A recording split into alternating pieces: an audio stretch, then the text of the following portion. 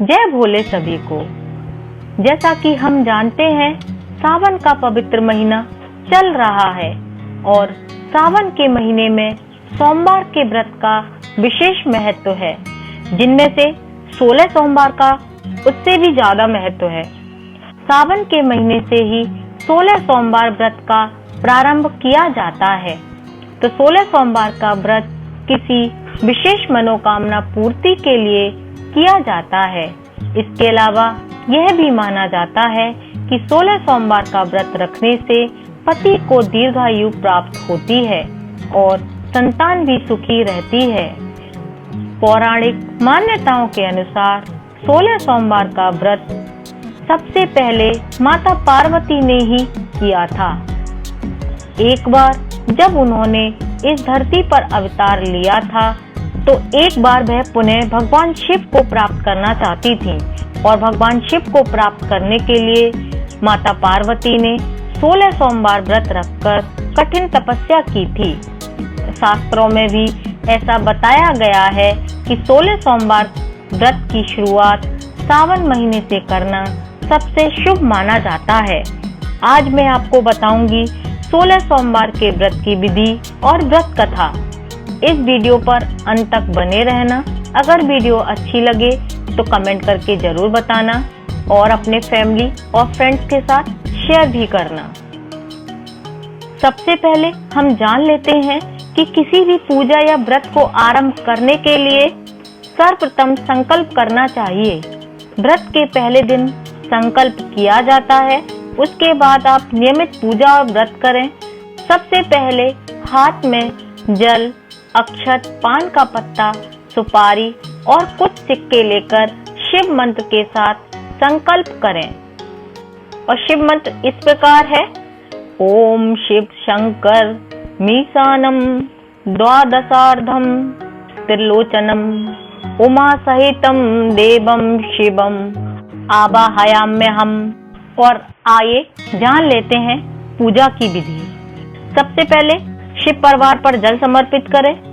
जल के बाद कलाबा या वस्त्र समर्पित करें।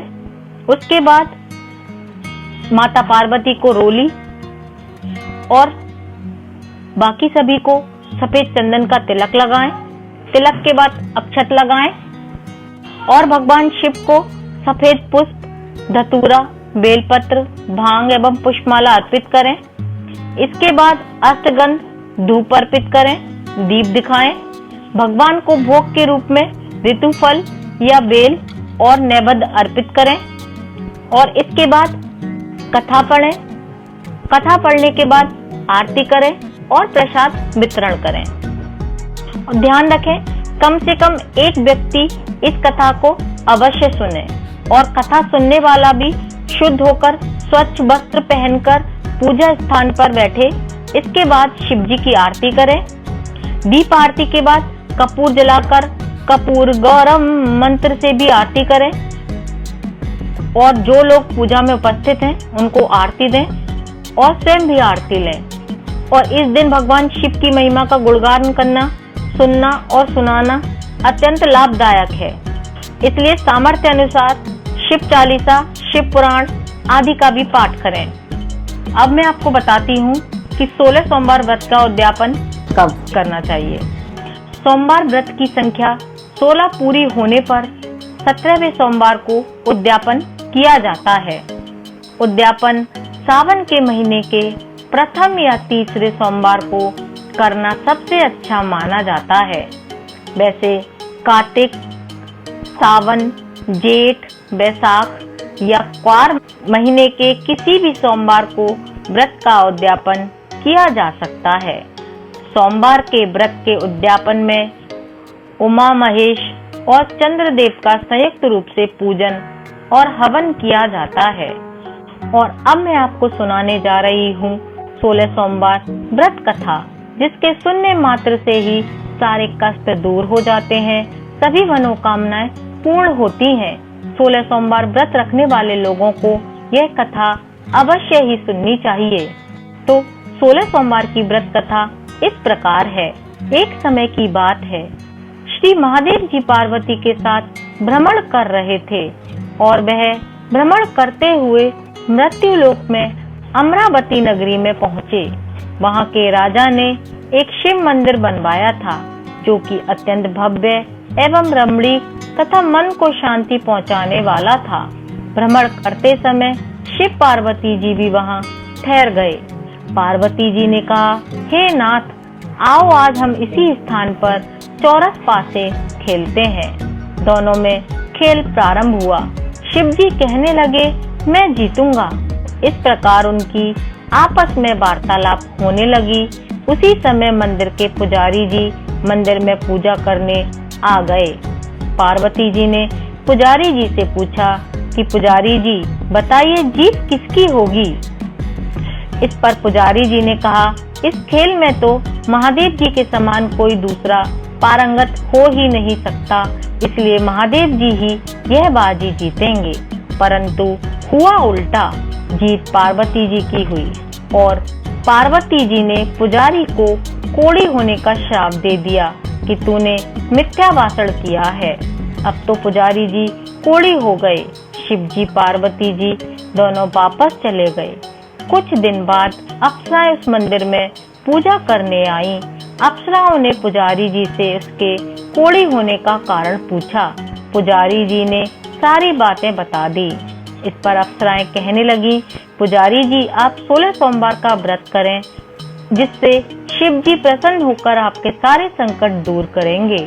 पुजारी जी ने अप्सराओं से व्रत की विधि पूछी और अप्सराओं ने व्रत करने तथा व्रत के उद्यापन की संपूर्ण विधि बता दी।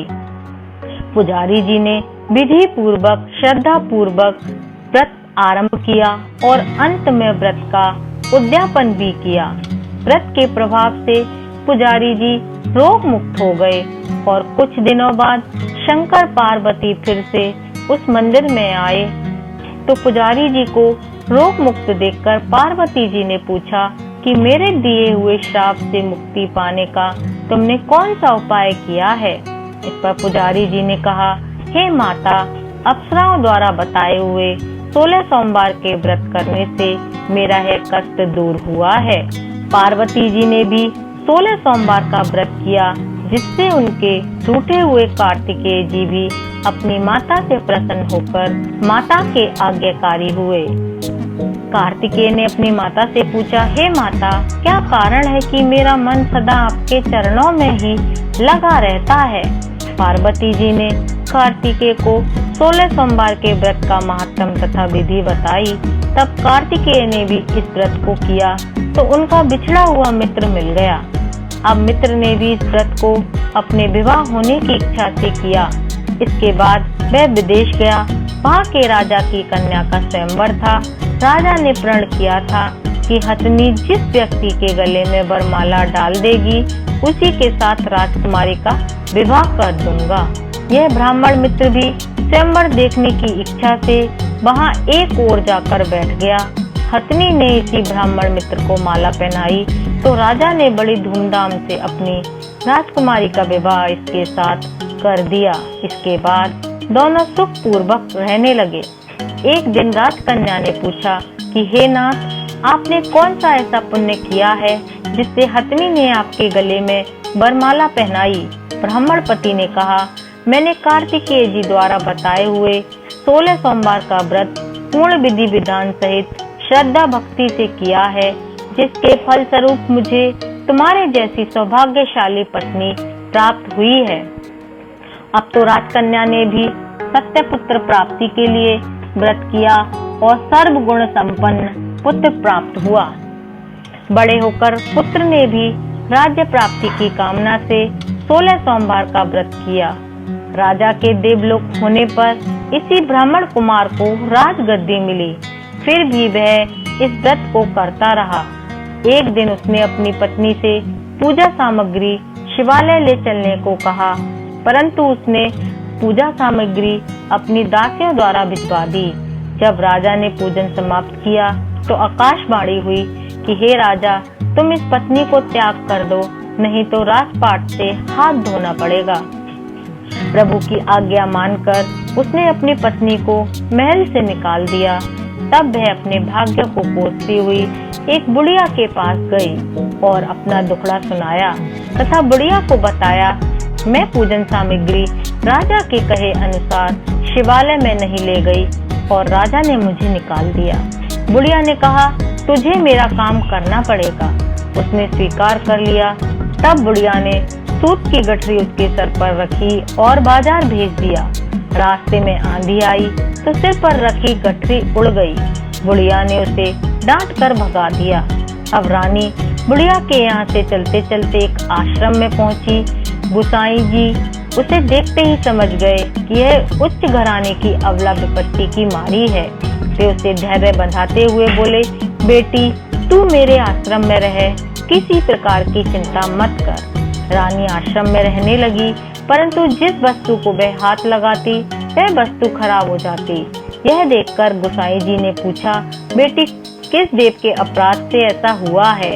रानी ने बताया कि मैंने अपने पति की आज्ञा का उल्लंघन किया और शिवालय में पूजन के लिए नहीं गई। इससे मुझे घोर कष्ट उठाने पड़ रहे हैं। गुसाई जी ने शिव जी से उसके कुशल क्षेम के लिए प्रार्थना की और कहा, बेटी तुम 16 सोमवार का व्रत विधि के अनुसार करो। तब रानी ने विधि पूर्वक व्रत पूर्ण किया। व्रत के प्रभाव से राजा को रानी की याद आई और दूतों को उसकी खोज में भेजा। आश्रम में रानी को देख दूतों ने राजा को बताया। तब राजा ने वहां जाकर गोसाई जी से कहा, महाराज यह मेरी पत्नी है, मैंने इसका परित्याग कर दिया था, कृपया इसे मेरे साथ जाने की आज्ञा दें। शिव जी की कृपा से प्रति वर्ष 16 सोमवार का व्रत करते हुए वे आनंद से रहने लगे और अंत में शिवलोक को प्राप्त हुए। और इस कथा को सुनने के बाद में शिव जी की आरती जय शिव ओमकारा अवश्य गाएं और आरती के बाद में प्रसाद वितरण करें। दीप आरती के बाद कपूर जलाकर कपूर गौरम मंत्र से भी आरती करें और सभी उपस्थित लोगों को आरती दें और स्वयं भी आरती लें। और इस दिन भगवान शिव की महिमा का गुणगान करना, सुनना और सुनाना अत्यंत लाभदायक है। इसलिए सामर्थ्य अनुसार शिव चालीसा, शिव पुराण आदि का पाठ करें। मैं उम्मीद करती हूँ आपको कथा अच्छी लगेगी। अगर अच्छी लगे तो कमेंट करके जरूर बताना और अपने फैमिली और फ्रेंड्स के साथ शेयर भी करना। मिलती हूँ नई जानकारी के साथ, तब तक के लिए जय भोले।